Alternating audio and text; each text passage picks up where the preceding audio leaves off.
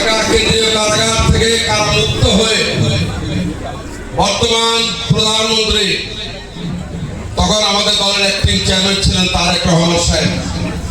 আমি ওনার সঙ্গে ফোনে কথা বলেছিলাম। উনি আমাকে বলেছিলেন, আপনি আপনার ঢাকার বাসায় যাবেন না, আপনার এলাকায় হাজার হাজার হিন্দু ভাই বোনের বসবাস, সেখানে যান। থানা লুট হয়ে গেছে, পুলিশ পালিয়ে গেছে, দেশে কোনো আইন শৃঙ্খলা নেই। আপনি আপনার এলাকার বিএনপির সর্বস্তরের নেতৃবৃন্দকে নিয়ে এই হিন্দু ভাই বোনকে রক্ষা করার চেষ্টা করেন, তাদের মন্দির রক্ষা করার চেষ্টা করেন, তাদের ব্যবসা বাণিজ্য রক্ষা করার চেষ্টা করেন। আমি আমার বাসায় না গিয়ে, আমি গ্রেপ্তার হওয়ার পর কুখ্যাত হারুনের কনসেন্ট্রেশন ক্যাম্পে রেখে আমাকে 9 দিন নির্যাতন করে আমার বাম কান্ডি ফাটিয়ে দেওয়া হয়। তারপর আমি বিদেশে গিয়েছি 3 বার, অত সত্ত্বেও আমি চিকিৎসার জন্য থাইল্যান্ড থেকে ঘুরে এসেছি। বন্ধুরা আমার, আমরা চেষ্টা করছি আমাদের বিএনপির সর্বস্তরের নেতা কর্মী নিয়ে মধুখালীর সেই সর্বপ্রান্ত ডুমান থেকে শুরু করে কেষ্টপুর পর্যন্ত আলফাডাঙ্গা, কোথাও কোনো মন্দিরে, কোথাও কোনো হিন্দু পল্লীতে যাতে কোনো দুষ্কৃতিকারী ইসলামের নাম দিয়ে, জঙ্গি যুদ্ধবাদের নাম দিয়ে হামলা করতে না পারে। আমরা সফল হয়েছি। 2004 সালে এখানে যতগুলো দুর্গা মন্দিরে পূজা হয়েছিল, দুর্গা পূজা হয়েছিল, এই যে গেল বছর তার থেকে আরো 100 বেশি মন্দিরে পূজা হয়েছে।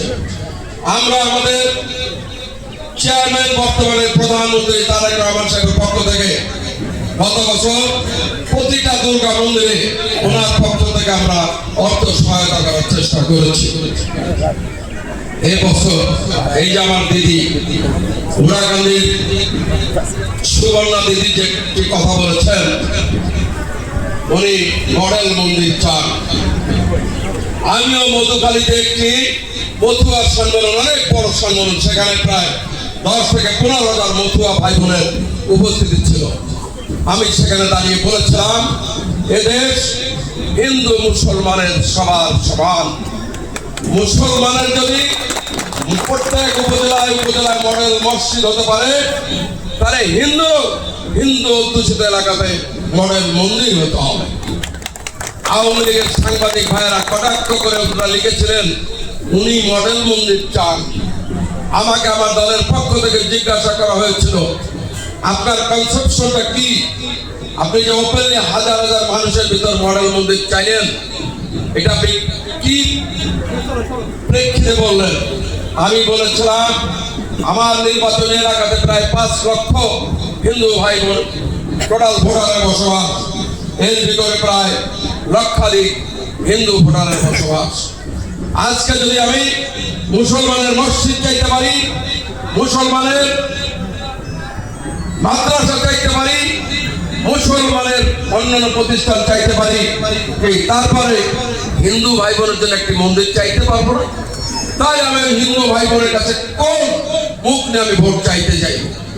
আমি আমার নেতা তারেক রহমান সাহেবকে বলেছিলাম, আপনি দয়া করে ঘোষণা করে দিলেন আপনি প্রধানমন্ত্রী হলে হিন্দু অধ্যুষিত এলাকাতে মডেল মন্দির নির্মাণ করা হবে। আমার এলাকার 90% হিন্দু ভাই বোন গত নির্বাচনে আমাকে ভোট দিয়েছেন, কিন্তু একটি মহল, কুচক্রী মহল, আমাকে ঠেকিয়ে দেওয়ার জন্য আমাকে ফেল করে দিয়েছে। আমার কোনো দুঃখ নেই। হিন্দু অধ্যুষিত এলাকাতে আমি রাতে ঠকেছি, সকালে গিয়েছি, হিন্দু ভাই বোনেরা আমাকে দেখে কেঁদেছে যে লোকটা কালকে ভোট দিয়েছি ঠকে গেল, আজকে চলে এসেছে। আমার কোনো দুঃখ নেই, আমি ঠকেছি, কিন্তু আমার দল বিএনপি রাষ্ট্রীয় ক্ষমতায় এসেছে। সেই দলেরই বাই প্রোডাক্ট হচ্ছে আজকের প্রধান অতিথি অ্যাডভোকেট নিতাই চৌধুরী। আমি মনে করি উনি প্রধানমন্ত্রীর প্রতিনিধি। আমি ওনার মাধ্যমে প্রধানমন্ত্রীর কাছে সবে অনুরোধ রাখতে চাই, আমার এই আলফাডাঙ্গা, বলমারী, মধুখালী এবং দানার শালিখা উপজেলা হিন্দু অধ্যুষিত থানা, এই 4টে থানাতে, 4টে উপজেলাতে জন্য 4টে মডেল মন্দিরের ঘোষণা আমাদের এখানকার ইউনো ম্যাডাম বলেছেন তেলের কোনো ডলার নেই। আমার কৃষক ভাইরা অসম্ভব কষ্টে আছেন, দাদা অতি সত্তর তেলের ব্যবস্থা করতে হবে, নাহলে আপনি আমাকে পারমিশন দেন, আমি বাইরে থেকে তেল এনে এই আলফাডাঙ্গায় বিক্রি করবো।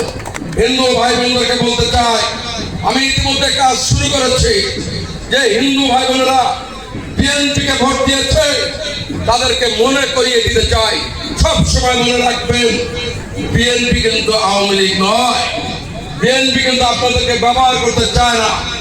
আপনারা বিএনপির এবার সমর্থন দিয়ে রাষ্ট্রীয় ক্ষমতায় এনেছেন, বিএনপি সব সময় আপনাদের সঙ্গে থাকবে।